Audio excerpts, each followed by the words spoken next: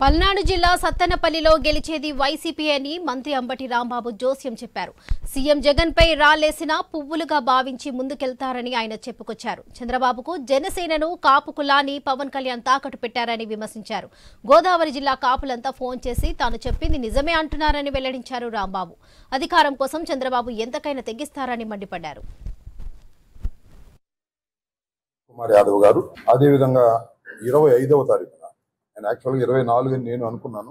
తర్వాత అనిల్ కుమార్ యాదవ్ గారు 24 ఫిక్స్ చేసుకున్న తర్వాత నేను 25కు మార్చుకొని 25వ తారీఖున నేను 24వ తారీఖున అనిల్ కుమార్ గారు నామినేషన్ వేస్తున్నారు. కాబట్టి ముఖ్యంగా 24వ తారీఖున మన సత్తెనపల్లి నుంచి, ఎందుకంటే నరసరావుపేట చాలా దగ్గర, మనం మాచర్ల వినుకొండతో పోలిస్తే అత్యధిక సంఖ్యలో ఇక్కడ నుంచి మనం వెళ్ళి అనిల్ కుమార్ యాదవ్ గారి నామినేషన్ని విజయవంతం చేయవలసిన అవసరం ఉందనేది ఒక. రెండవ అంశం, 25వ తారీఖున నేను వేసే నామినేషన్కి మీ అందరూ కూడా వచ్చి నన్ను ఆశీర్వదించవలసిందిగా నియోజకవర్గ ప్రజల్ని, మిత్రుల్ని, వైఎస్ఆర్ కాంగ్రెస్ పార్టీ శ్రేణుల్ని గ్రామాల నుంచి కూడా తరలి రావాలని మీ ద్వారా వారందరికీ